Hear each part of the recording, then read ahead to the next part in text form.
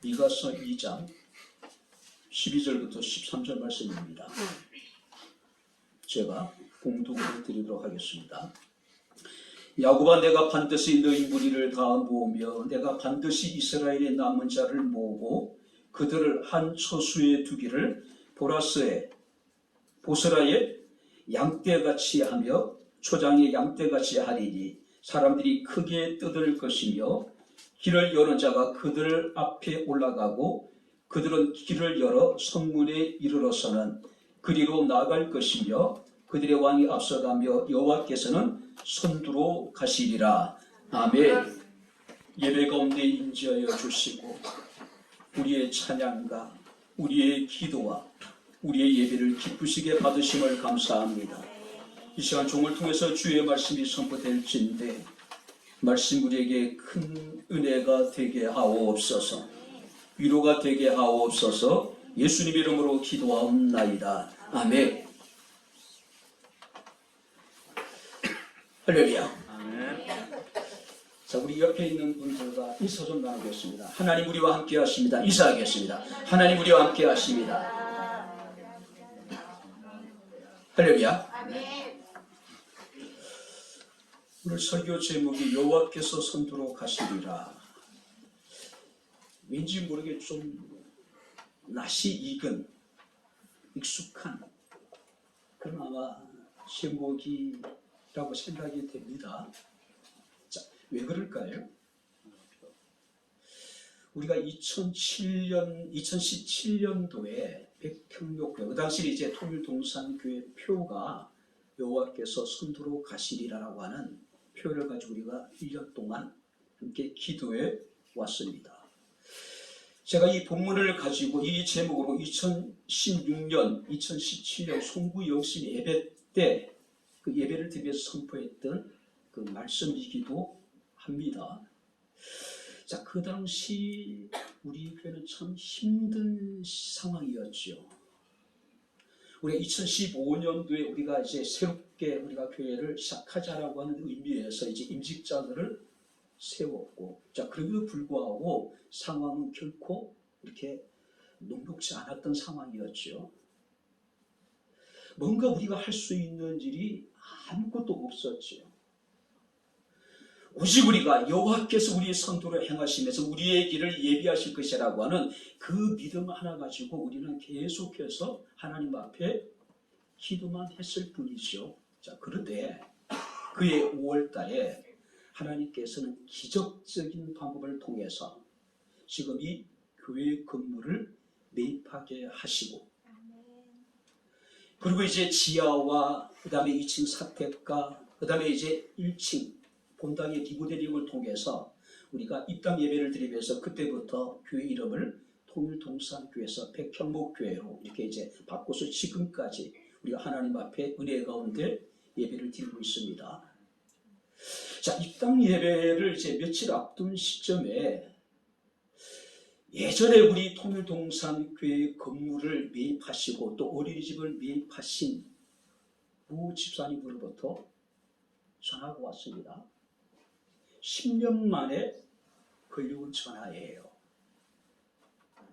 근데 이 집사님이 전화를 하셔가지고 뜬금없이 제게 확인하고 싶은 것이 있답니다. 그래서 뭡니까 물어보니까 목사님 교회가 그 가림초등학교 앞에 있는 예전에 이게 이동 원조 갈비집이잖아요. 그 건물을 사서 이전을 했느냐라고 물어보더라고요. 그래서 예, 그렇습니다라고 말씀을 드렸습니다. 그리고 입당 예배가 언제인데 한번 집사님 참석해 주십시오라고 말씀을 드렸습니다. 근데 별 대답이 없이 그냥 전화를 끊어버리시더라고요. 자, 그 집사님이 무엇을 확인하고 싶으셨을까요? 뭐가 그렇게 궁금했을까요? 자, 그가 알고 있었던 당시의 통일동산교회는 망한 교회예요.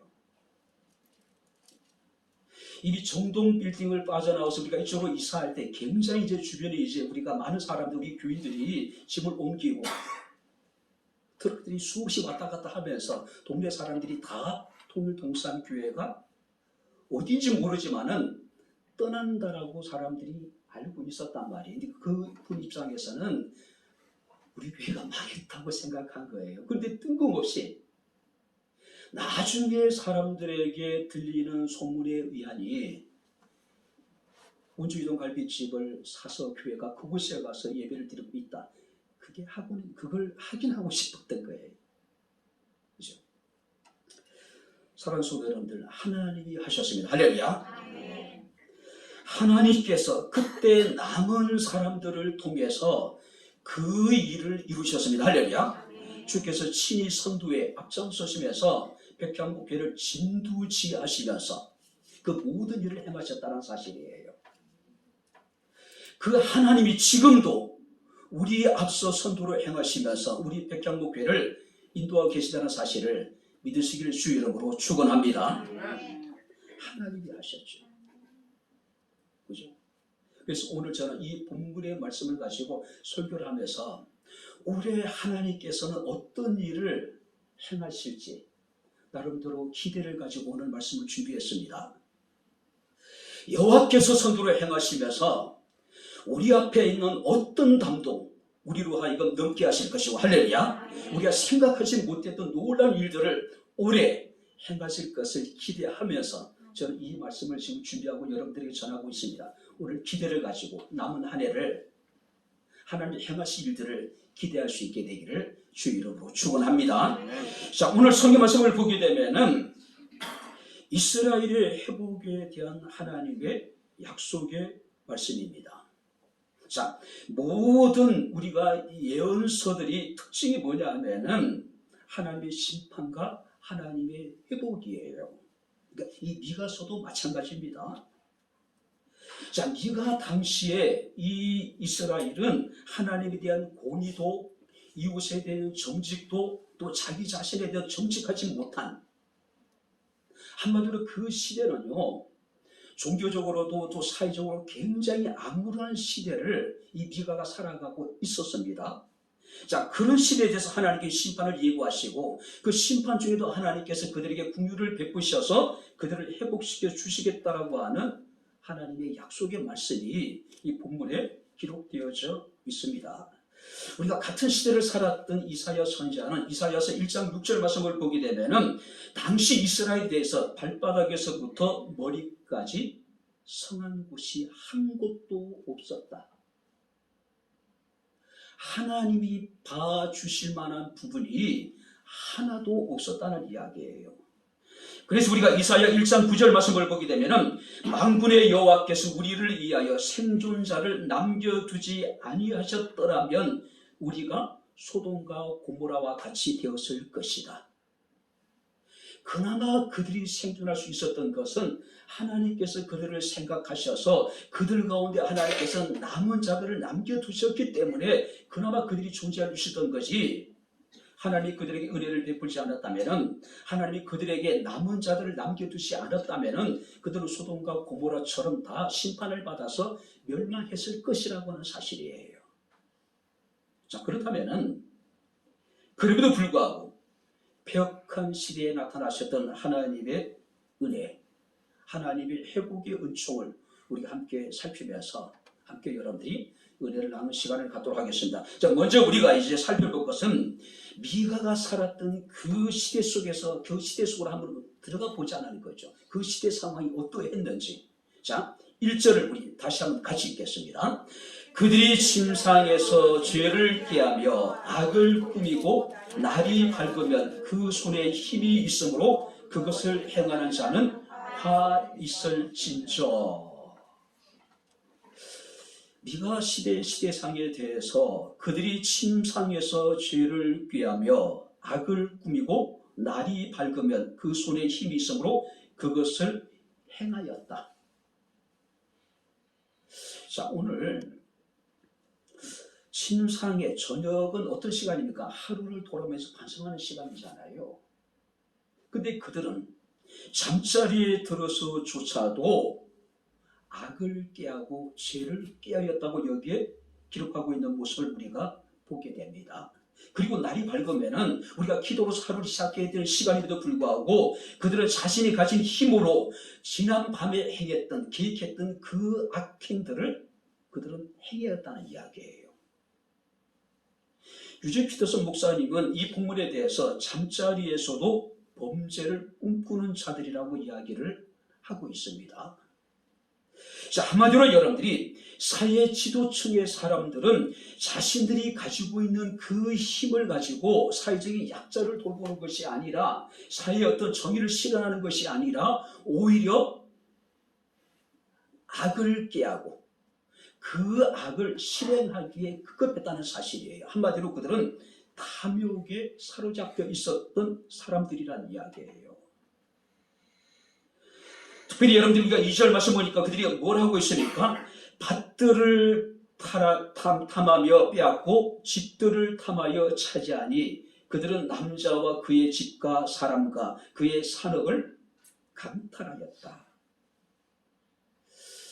한마디로 그들은 수단과 방법을 가리지 않고 모든 자신의 권력과 힘을 다 동원해서 다른 사람의 밭과 다른 사람들의 집을 탈취했다는 이야기, 강탈했다는 이야기. 그리고 힘이 없는 사람들을 그들은 압제하고, 그죠? 자, 그들이 빼앗은 토지나 재산이라고 하는 것은 하나님께서 그들에게 분배해 주신 땅입니다. 그들의 조상들로부터 유고를 받은 땅이란 말이에요. 자, 그래도 불구하고 그들이 그 토지와 그 집들을 강탈한 것은 뭐냐면은 하나님의 율법을 정면으로 거부하는 행위였다는 이야기. 이런 일들이 지금 그들에게 만연되어져 있었다는 이야기예요. 뿐만 아니라 6절 말씀을 보게 되면은 그들은 영적인 암흑기를 여러분들이 이루고 있습니다. 자, 6절 말씀을 보니까 그들이 말하기를 너희는 예언하지 말라. 이것을 예언할 것이 아니거늘 욕하는 말을 그치지 아니한다 하는도다. 무슨 얘기냐면은 이사야서 30장 9절부터 10절 말씀을 보니까 이 상황에 대해서 이렇게 이야기합니다. 대저 이는 패역한 백성이요 거짓말하는 자식들이요 여호와의 법을 듣기 싫어하는 자식들이라. 그들이 선견자에게 이르기를 선견하지 말라. 그들이 선지자들에게 이르기를 우리에게 바른 것을 보이지 말라. 우리에게 부드러운 말만 하라고 이야기를 하고 있는 겁니다.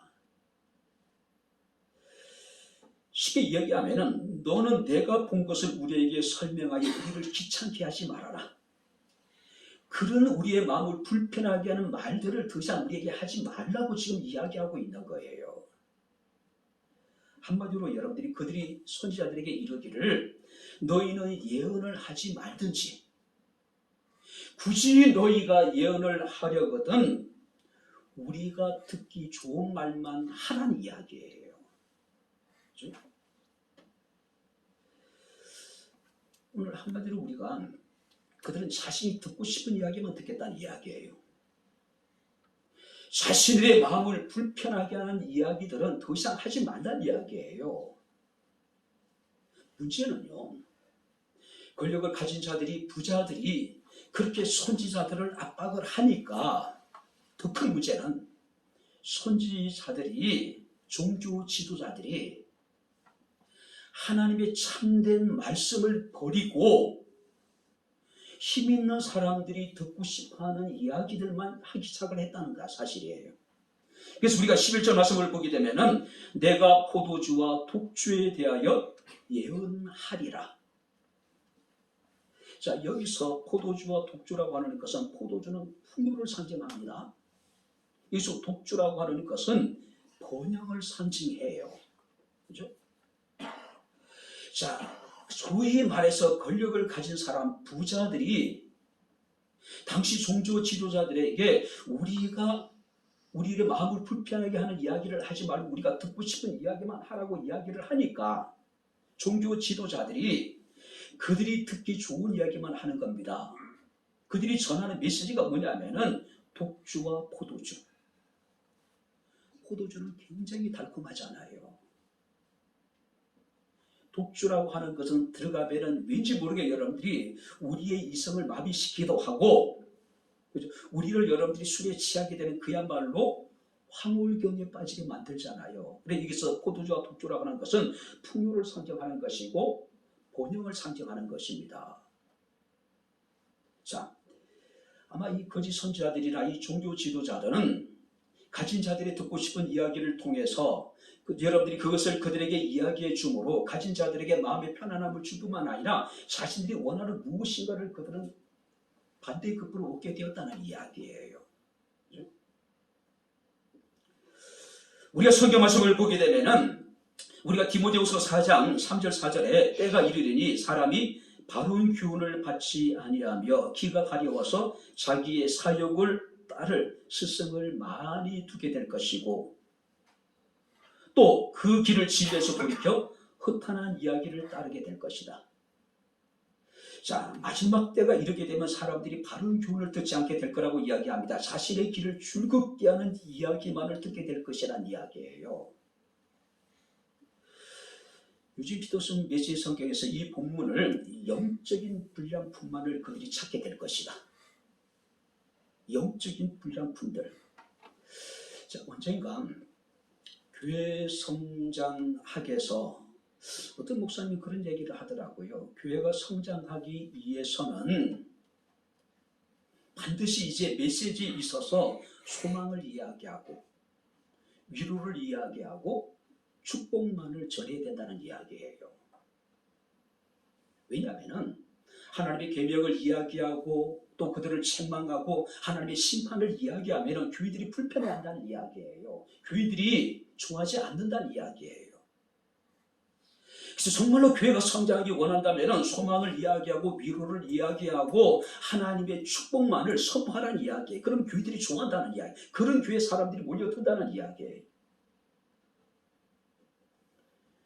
미가 시대도 그랬고 오늘날도 마찬가지입니다. 목회자가 그런 분위기에 편성해 있는 거예요. 영혼이 잘 되고 봉사가 잘 되고 은혜 가운데 강건할 것이다. 또 그것에 대해서 교인들은 환호하는 겁니다. 그죠? 그리고 난 다음에 예배를 마치고 나갈 때 뭔가 여러분들이 뿌듯하고 뭔가 자신감이 충만하게 되고 결국 이것이 뭡니까? 그들의 영혼을 살리는 것이 아니라 그들의 영혼에 독이 되는 메시지가 될 수밖에 없잖아요. 존 파이퍼 목사님은 이 번영신학에 대해서 쓰레기라고 표현하고 있더라고요. 근데 지금 미가 시대에 또 우리의 시대에 정말로 참된 하나님의 말씀이 선포되어야 될 이 강단에서 쓰레기가 교인들에게 투척되고 있다는 거예요. 근데 문제는 뭐냐면은 교인들은 그것을 쓰레기라는 것을 깨닫지 못한다는 겁니다. 오히려 그것에 환호한다는 거예요. 뿐만 아니라 우리가 8절 9절 말씀을 보게 되면은 마땅히 돌보아야 될 사회적인 약자들을 그들은 돌보지 않습니다. 우리가 8절 말씀 보니까 근래 내 백성이 원수같이 일어나서 전쟁을 피하여 평안히 지나가는 자들의 의복에서 겉옷을 벗기고 내 백성의 부녀들 그들의 출근 집에서 쫓아내고 뿐만 아니라 그 어린 자녀에게 나의 영광을 영원히 빼앗는다라고 이야기하고 있습니다. 자, 여기 보세요. 여기서 전쟁을 피하여 지나가는 자들이란 환난을 당하여 지금 여러분들이 극히 도망을 가고 있는 피난민들을 말하고 있는 거예요. 자, 그런데 같은 동족임에도 불구하고 그들은 전쟁을 피하여 도망하는 사람들을 습격을 하고 그들의 물건을 탈취했다는 이야기예요. 마치 전쟁에서 탈취물을 취하여 나무 가지듯이 환난을 당한 자기 동족들을 탈취하고 그 탈취물을 자기네끼리 지금 나눠 갖고 있다는 사실이에요. 자, 뿐만 아니라 내 백성의 분열라고 이야기합니다. 자, 여기서 내 백성의 분열은 누구냐면은 의지할 곳이 없는 힘이 없는 과부들을 말하는 거예요. 근데 하나님께서 뭐라고 말씀하냐면은 내 백성의 과부라는 거죠. 내 백성의 과부라고 하는 것은 마땅히 하나님의 그 여러분들이 계명에 따라서 보호를 받아야 될 대상들이라는 거죠. 뿐만 아니라 여기서 그 어린 자녀에게서 나의 영광을 영원히 빼앗았다. 그러니까 마땅히 돌봄의 대상이 되어져야 될 과부와 또 여러 그의 어린 아이들을 그들은 압제하고 그들의 집을, 그들이 가지고 있는 토지를 그들이 빼앗았다는 이야기예요. 그러니까 사회 정의가 전혀 실현되지 못하는 그런 시대를 지금 살아가고 있었다는 이야기예요. 근데 심각한 건 뭐냐면 성경 말씀을 보니까 근래 내 백성이 원수같이 일어났다. 자, 근래라고 하는 것은 어제라는 뜻을 가지고 있습니다. 그리고 최근에 일어난 여러 가지 계속해서 반복되고 있는 어떤 행동들을 말하고 있는 거예요. 자, 그렇다면은 환난을 피해서 도망하는 사람들과 하나님의 백성의 어떤 부녀들 그리고 그의 어린 아이들을 압제하고 그들이 가진 것을 탈취한다고 하는 그들의 죄라고 하는 것은 어제 오늘의 죄가 아니란 이야기예요. 계속해서 지속적으로 그들은 그런 악을 행해왔다는 이야기예요. 그죠? 그래서 예레미야 선지자는 물론 이 예레미야 선지자는 네가 선지자보다 한 7, 80년 후에 활동했던 선지자입니다. 당시 그 이스라엘 상에 대해서 이렇게 얘기합니다. 그들이 가장 작은 자로부터 큰 자까지 다 탐욕을 부리며 선지자로부터 제사장까지 다 거짓을 행함이라 그들이 내 백성의 상처를 가볍게 여기고 말하기를 평강하다 평강하다 하나 평강이 없도다라고 이야기를 합니다. 더 중요한 것은 그들이 가정한 일을 행할 때 부끄러워하였느냐 아니라 조금도 부끄러워하지 않을 뿐 아니라 얼굴도 붉어지지 아니하였느니라. 자, 환난을 피해 도망가는 사람들, 그 자기 동족들이에요. 그리고 의지할 곳이 없는 그 가부들도 그리고 그 어린 아이들도 자신들의 동족이에요. 하나님의 율법에 의하면은 그들이 그들을 돌봐야 될 책임이 있습니다. 의무가 있어요. 근데 오히려 그들은 그들을 돌보지 않을 뿐만 아니라 그들을 압제하고 그들이 가지고 있는 것을 강탈하고 있는 거예요. 문제는 그들이 그런 일을 행하면서도 부끄러워하였느냐는 이야기예요. 전혀 부끄러움을 느끼지 못했다는 이야기예요.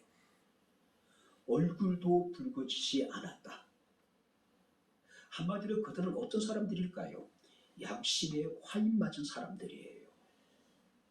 자, 큰 자로부터 작은 자, 선지자로부터 제사장에 이르기까지 그야말로 이사야 선지자가 탄식했듯이 이스라엘 전체 어디 하나 성한 곳이 없을 정도로 그들은 완전히 타락하고 부패했다는 이야기예요.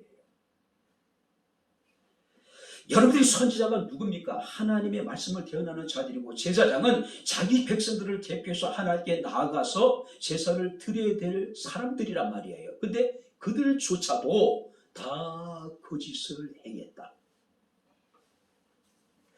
그들조차도 그 짓을 행하면서도 부끄러움을 느끼지 않을 뿐만 아니라 낯도 붉어지지 아니했다.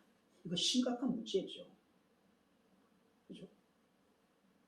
어쩌면 이 시대의 최후의 보루가 교회가 되어야 되는데, 목회자가 되어야 되는데, 성도들이 되어야 되는데, 오히려 교회가, 목회자가, 성도들이 탐욕에 젖어 있고 거짓을 행하기에 급급하고 그리고 그런 자신의 모습을 보면서도 부끄러움을 느끼지 못하고 오히려 얼굴조차도 붉어지지 않는 뻔뻔스러움을 가지게 된다면 더 이상 이 사이에 우리가 기대할 수 있는 것이 무엇이 있을까요? 그렇지 않습니까? 자, 그래서 하나님께서는 더 이상 이 이스라엘을 두고 보실 수가 없었습니다. 자, 그래서 한번 3절 말씀을 보시기 바랍니다. 3절 다 같이 읽겠습니다. 그러므로 여호와의 말씀에 내가 이 족속의 재앙을 계획하나니 너희의 목이 이에서 벗어나지 못할 것이요 또한 교만하게 다니지 못할 것이라 이는 재앙의 때임이라 하셨느니라. 그래서 하나님께서는 그들에게 심판을 지금 예고하고 계신 거예요. 자, 그러므로 이것은 결과를 나타내는 접속사죠. 앞으로 하나님께서 그들 가운데 심판을 행하실 것이고 하나님께서 그들에게 재앙을 내리실 것인데 그 모든 심판과 재앙이 그들의 죄로 말미암았다는 것을 명백히 하나님께서는 그들에게 지금 말씀하고 있는 겁니다. 자, 하나님의 심판은 어떻게 나타나게 될까요? 먼저 하나님께서는 아수르를 통해서 그들을 징계를 하셔요. 그리고 끝까지 그들을 돌이키지 않으니 하나님께서 바벨론을 통해서 그들을 심판을 하십니다. 바벨론을 통해서요. 자, 그래서 성경 말씀이 이렇게 이야기하고 있습니다. 너희의 목이 이에서 벗어나지 못할 것이요 또한 교만이 다니지도 못할 것이다. 무슨 얘기냐면은 그들이 저지른 모든 죄악은 오히려 자신들의 목을 조이는 멍에와 같아서 그들이 아무리 발버둥 친다 하더라도 그 속박과 그 환난을 벗어날 수 없을 것이다. 벗어날 수 없을 것이다. 그리고 더 이상 그들이 교만하게 얼굴을 뻣뻣하게 쳐들고 다닐 수 없게 만들어 줄 것이라고 지금 하나님께서 말씀하고 있는 겁니다. 자, 뿐만 아니라 우리가 4절 말씀을 보게 되면은 그때 너희를 조롱하는 시를 지으며 슬픈 노래를 불러 이르기를 우리가 온전히 망하게 되었도다. 그가 내 백성의 산업을 옮겨 내게서 떠나게 하시며 우리의 밭을 나누어 폐역자에게 주시는 도다 하시니. 그들은 자기 스스로를 탄식하게 됩니다. 우리가 망하게 되었다라고요. 사람들에게 수단과 방법을 가지지 아니하고 정말 환난을 피해서 도망하는 사람들, 또 하나님의 백성의 어떤 부녀자들, 또 그의 어린 자녀들을 수단과 방법을 가리지 않고 그들이 가지고 있는 것을 빼앗고 약탈했는데 정작 그들은 그것을 하나도 소유하지 못하게 될 것이다. 소유하지 못하게 될 것이다. 이 본문을 이렇게 지금 이렇게 됩니다. 우리가 남의 땅을 빼앗았더니 여호와께서 우리 땅을 빼앗아서 원수들에게 주었네. 자기 백성들의 힘이 없는 자들의 땅을 빼앗았더니 하나님께서는 그들의 땅을 빼앗아서 원수들, 여기서 원수라고 하는 것은 아수르를 말하고 바벨론을 말하는 겁니다. 그들에게 다 주시겠다는 이야기예요. 5절 말씀을 보게 되면 그러므로 여호와의 회 중에서 분깃에 줄을 댈 자가 너희 중에 하나도 없을 것이다. 권력을 가진 사람들은 권력을 가지고 부유한 자들은 자신이 부유함을 가지고 그 힘을 가지고 여러분들이 약한 자들을 약탈하고 그들을 착취하고 그들을 압제했는데 그들 가운데 누구도 여호와의 회 중에서 분깃에 손을 댈 자가 하나도 없었다. 다 그들이 빼앗기게 될 거란 이야기예요. 결국 이 예언은 바로 유다의 마지막 시드기야 시대에 이르러서 완전히 성취되어지게 됩니다. 바벨론의 느부갓네살이 1차, 2차, 3차 예루살렘 공격을 통해서 완전히 예루살렘을 폐허로 만들어버려요.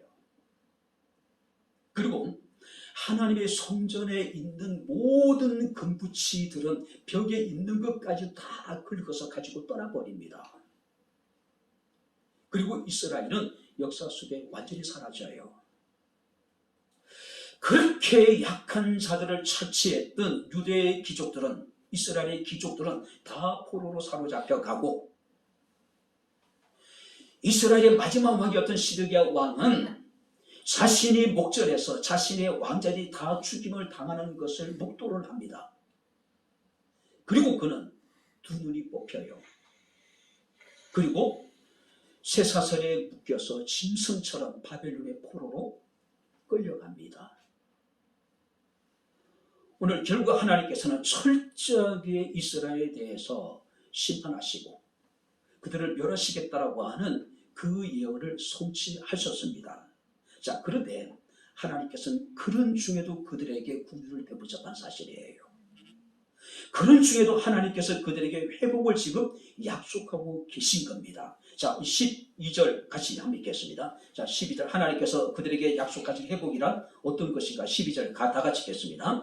야곱아, 내가 반드시 너희 무리를 다 모으며 내가 반드시 이스라엘의 남은 자를 모으고 그들을 한 처소에 두기를 보스라의 양떼같이 하며 초장의 양떼같이 하리니 사람들이 크게 될 것이며.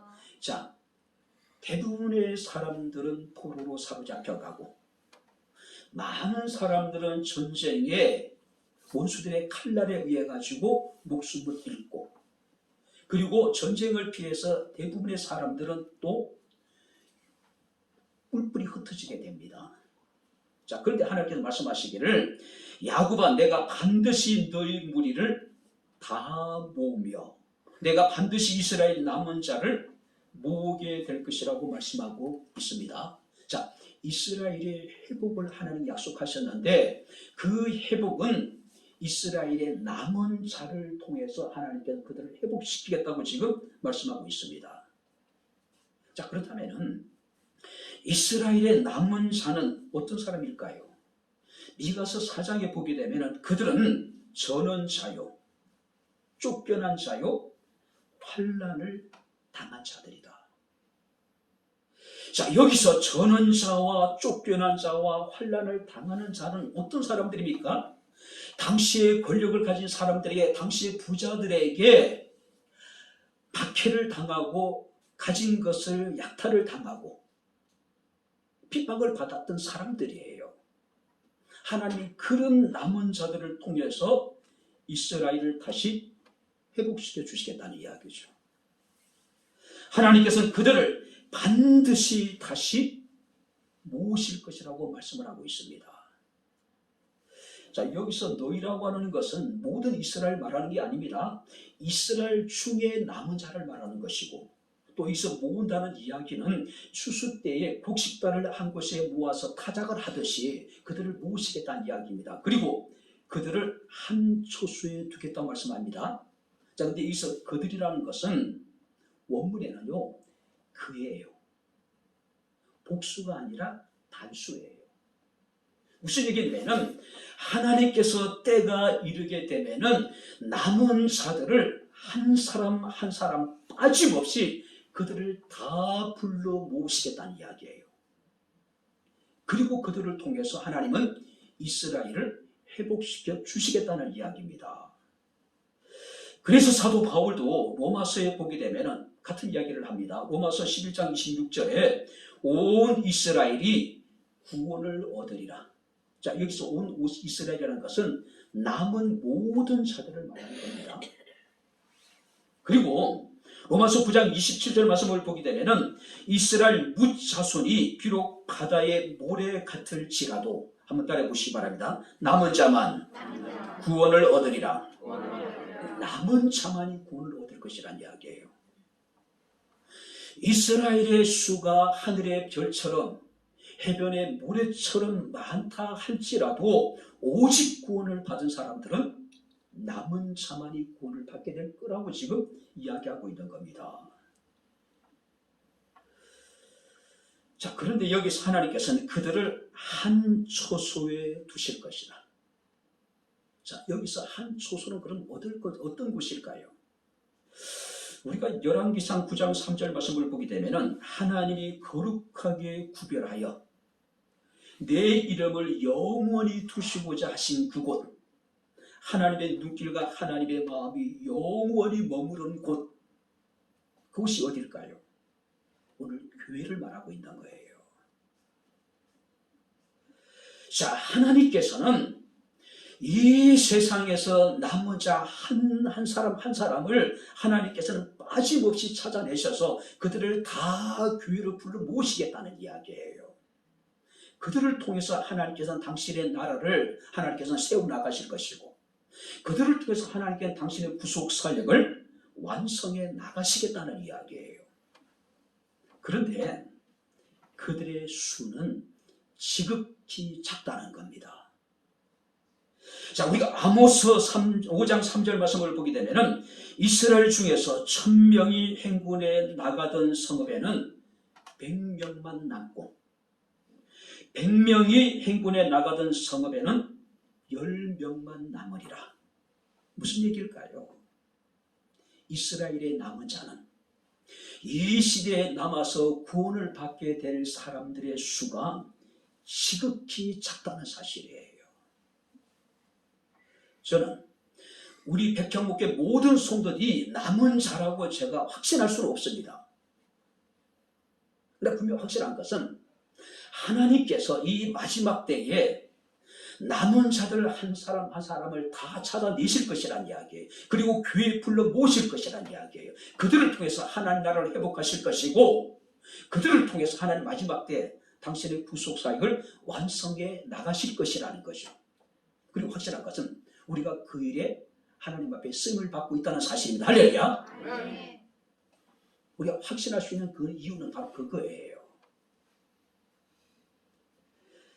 자, 그리고 두 번째, 하나님께서 뭘 약속하셨습니까? 12절 말씀을 보니까 야곱아, 내가 반드시 너희 무리를 다 모으며 내가 반드시 이스라엘 남은 자를 모으고 그들을 한 초소에 두기를 보스라의 양떼같이 하며 초장의 양떼같이 하리니 사람들이 크게 뜯을 것이다. 자, 한 초소로 그들을 두기로 하나님께서 말씀하십니다. 한 초소에 두실 것이다. 자, 여기서 초소에 둔다는 이야기는 뭐냐면은, 공동번역에 보게 되면은 양떼들을 한 돌담 안에 모으듯이 하나님께서는 남은 자들을 모으실 것이다. 그리고 현대의 성경에 보게 되면은 목자가 양떼를 우리로 모으듯이 내가 너희를 모을 것이다. 자, 돌담이 등장합니다. 우리가 등장합니다. 자, 양떼들에게 있어서 돌담이나 우리라고 하는 것은 절대적인 안전한 장소를 말하는 거예요. 자, 여러분들이 영적으로 가장 안전한 곳이 어디라고 생각합니까? 우리 가정일까요? 교회. 당연히 교회죠. 그죠? 많은 사람들이 이야기합니다. 교회 밖에는 구원이 없습니다. 할렐루야. 교회 밖에는 구원이 없어요. 노아 시대에 오직 방주 안에 있는 자만이 구원을 받았습니다. 바울의 여러분들이 신학 사장은 예수 안이에요. 예수 안에 있는 자만이 구원을 받을 수 있다는 사실이에요. 자, 그런데 그곳은 어떤 곳이냐면은 보스라의 초장과 같은 곳이다. 자, 여기서 보스라라고 하는 뜻은 어떤 의미냐면은 넉넉하고 안전한 곳이라는 뜻을 가지고 있습니다.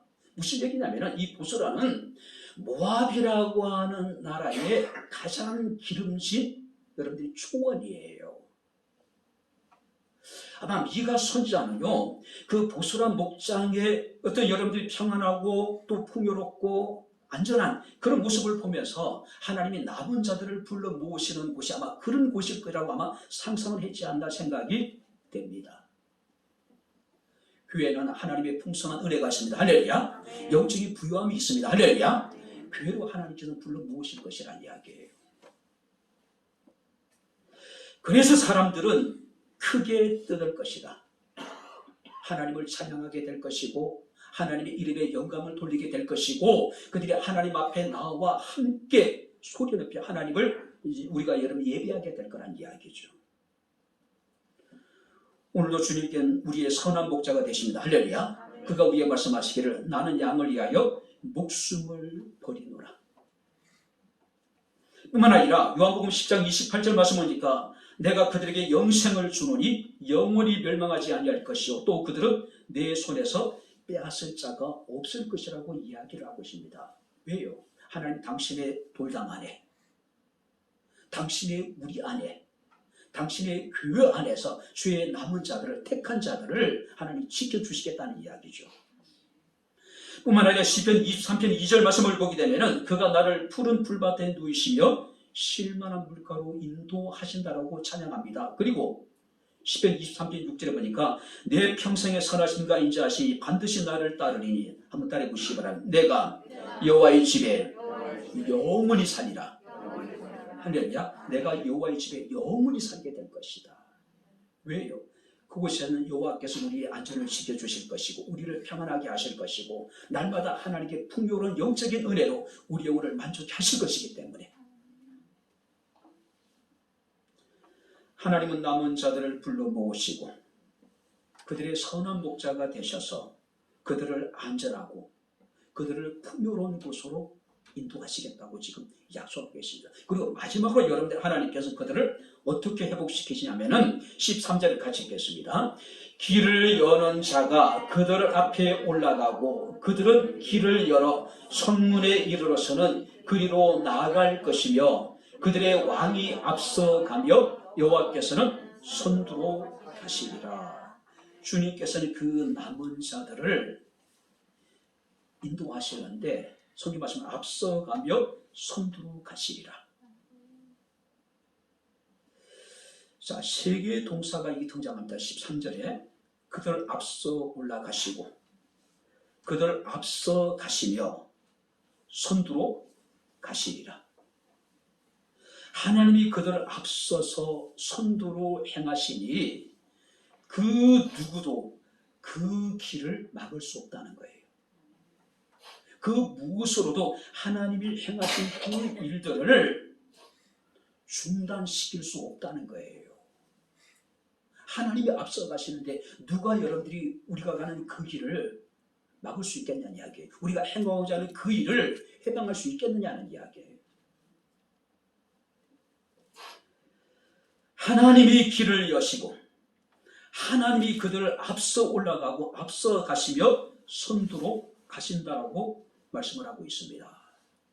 실제로 우리가 열왕기하 19장에 보게 되면은 아수르가 18만 5천의 대군을 보냅니다. 예루살렘을 제외한 유다 전역이 아수르의 군대에 철저하게 짓밟혀버려요. 자, 이스라엘 사람들이 견고한 성읍이라고 여겼던 그 성읍들이 허무하게 무너져 버리는 겁니다. 이제 겨우 예루살렘만이 지금 남아있는 상황이에요. 예루살렘 18만의 아수르 군대에 의해 가지고 겹겹이 포위당한 상태예요. 모든 것이 절망적인 상황입니다. 이제는 이스라엘의 역사는 이제 끝이라고 여겨질 때에 하나님께서는 그 포위를 두시고 그들이 앞서 행하시면서 그들을 하나님께서 구원하셨다는 사실이에요. 특별히 여기서 길을 여는 자라고 이야기하고 있습니다. 여기서 길을 연다는 것은 어떤 의미냐면은 겹겹이 쌓여 있는 포위망을 뚫고 돌파하는 자. 길을 연다라고 하는 것은 겹겹이 쌓여있는 포위망을 뚫고 돌파한다는 의미를 가지고 있는 거예요. 하나님이 실제적으로 예루살렘이 아수르 군대에 겹겹이 포위당할 때 하나님 실제로 그 포위망을 뚫고 하나님께서 돌파하신 거예요. 그리고 18만 5천의 아수르 군대가 다 죽임을 당하게 되는 모습을 우리가 보게 됩니다. 우리의 삶에 있어서 아수르 군대처럼 우리의 삶을 이어싸고 있는 수많은 문제들이 있죠. 도저히 우리 힘으로는 그걸 돌파할 능력이 없습니다. 헤쳐나갈 수 있는 능력이 없어요. 하지만 하나님 우리의 길을 여시는 분입니다. 할렐루야. 그가 앞서 행하심에 우리의 길을 열어주시겠다는 이야기예요. 삶의 문제가 겹겹이 우리를 둘러싸고 있을지라도 그것을 돌파하시겠다는 이야기예요. 출애굽의 역사를 보게 되면 하나님께서는 홍해 바다를 여시고 길을 여셨습니다. 하나님께서는 요단강을 여시고 그들로 하여금 마른 땅같이 건너게 하신 분입니다. 요단을 건넜을 때 그들은 거대한 여리고성을 맞닥뜨리게 됩니다. 그런데 하나님께서 여리고성을 무너뜨리고 길을 여신 하나님이셨잖아요. 성경 말씀을 보니까 낮에는 불기둥으로 밤에는 불기둥으로 이스라엘 백성 가운데 앞서 행하시며 그들의 길을 여신 하나님이에요. 그런데 그 하나님이 지금 여러분들이 완전히 하나님의 심판을 받아서 멸망한 이스라엘 사람들을 다시 불러 모으시고 그들을 안전한 곳으로 인도해 주실 뿐만 아니라 그들을 하나님께서는 선두로 행하시며 그들의 길을 인도해 주시겠다고 말씀하고 있는 겁니다. 우리가 이사야 50장 12절 말씀을 보게 되면은 여호와께서 너희 앞에서 행하시며 이스라엘의 하나님이 너희 뒤에서 호위하시리니 너희가 한급히 나오지 아니하며 도망하듯 다니지도 아니할 것이다. 무슨 얘기냐면은 하나님이 우리 앞서 행하신 우리의 길을 여실 뿐만 아니라 여호와께서 우리 뒤에서 우리를 호위해 주시겠대요. 실제적으로 여러분들이 이스라엘 사람들이 애굽에서 나왔을 때에 여호와께서 앞서 그들 가운데 행하셨죠. 뒤에서 애굽의 특별 병거들이 추격을 합니다. 여호와께서 그들 뒤에서 그들을 호위해 주셨습니다. 할렐루야. 앞에서 행하시며 길을 여실 뿐만 아니라 우리의 뒤에서 하나님 우리를 보호해 주시겠다는 이야기예요. 호위해 주시겠다는 이야기예요. 자, 여기서 호위라고 하는 의미는 어떤 의미냐면은 방패는 한 면만을 가리게 되겠죠. 근데 여기서 호위한다는 이야기는 사방으로 하나님께서 우리를 둘러 진을 치셔서 우리를 보호해 주시겠다는 이야기예요. 자, 우리가 앞을 막다 보면은 좌우가 비게 되죠. 뒤가 비게 되잖아요. 근데 하나님은 사방으로 우리를 지켜주시겠다는 이야기. 그게 호위예요. 우리 앞에서 행하시며 뒤에서 호위하신 하나님이 우리가 믿는 우리 하나님입니다. 할렐루야. 그래서 모세는 신명기 33장 29절에 죽기 전에 자기 백성들에게 이런 이야기를 합니다. 이스라엘이여, 너는 행복한 사람이로다. 할렐루야. 왜요? 여호와의 구원을 너같이 얻은 백성이 세상에 어디 있느냐고 이야기하는 겁니다. 그는 너를 돕는 방패요 내 영광의 칼이로다. 내 대적이 내게 복종하리니 내가 그들의 높은 곳을 밟게 될 것이라고 이야기를 하고 있습니다. 자, 어느 신이 자기 백성들의 앞서 행하며 그들의 길을 열어주고 어느 신이 자기 백성들이 뒤에서 자기 백성들을 호위해 주는 신이 세상에 어디 있느냐는 이야기예요. 오직 하나님만이 선두로 행하시며 우리의 길을 여시고 우리의 뒤에서 우리를 사방으로 둘러 진을 치시고 우리를 보호해 주시는 하나님.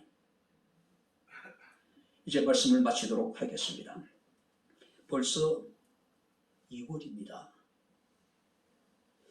1월을 보내면서 많은 사람들이 정말로 못 살겠다고 아우성입니다. 죽겠다고 지금 난리예요. 2월이라고 3월이라고 별반 나아질까요? 별로 기대할 수 있는 것이 없는 것이 우리의 현실입니다. 정치 지도자들은 자신의 밥그릇 챙기기에 급급합니다. 정말로 국가 민족을 생각하고 국민들의 민생을 먼저 돌봐야 되는데 그들은 오직 당리당략 개인적인 정치 이해관계만 그들은 급급한 거예요. 하지만 그럼에도 불구하고 우리에게는 아직까지 희망이 있습니다. 왜냐하면 여호와께서 앞서 선두로 가시면서 우리의 길을 열어주실 것이기 때문입니다. 할렐루야. 그가 우리를 뒤에서 호위해 주실 것이기 때문에 그래요. 2017년도에 선두로 행하시면서 우리의 길을 열어주셨던 하나님, 2023년도에도 동일하게 우리 앞서 선두로 행하시면서 우리의 길을 열어주실 것입니다. 할렐루야. 하나님이 어떻게 우리 가운데 행하실지 우리가 기대하고 기도하고 우리가 기다려봅시다. 오직 우리 앞서 행하시는 그 주님만을 바라보고 오직 그 주님만을 의지하고 그 주님만을 끝까지 따를 수 있는 저와 여러분들의 삶이 될 수 있기를 주 이름으로 축원합니다. 기도하겠습니다. 하나님 아버지, 하나님의 은혜와 사랑을 진심으로 감사합니다. 2023년도가 시작됐지만은 기대와 희망은 아버지 하나님 이 시간 실망으로 또 좌절로 절망으로 아버지 하나님 이 시간 우리 앞에 펼쳐져 있습니다. 하지만 우리가 낙심하지 않고 절망하지 않으면 주님께서 우리 가운데 함께 하시며 우리의 앞서 행하시며 우리의 길을 여시고 우리의 길을 인도하심을 우리가 믿습니다. 2023년도 비록 녹록치 않은 우리의 삶이지만 그럼에도 불구하고 앞서간 주님만을 바라보고 주님만을 의지하며 담대히 주님만을 따를 수 있는 저희들의 삶이 되게 하옵소서. 예수님의 이름으로 기도합나이다. 아멘. 이제는 우리 주 예수 그리스도의 은혜와 하나님의 크신 사랑과 성령님의 교통주전의 충만 역사 인도하심이 우리의 선두에 서셔서 우리의 길을 여시는 오직 하나님만을 의지하고 하나님만을 따르기를 원하는 주의 사랑하는 모든 성도들 머리머리 위에 저들의 가정과 직장과 사업장과 이 교회와 이 나라 이 민족 위에 지금부터 영원토록 함께 있을지어다. 아멘.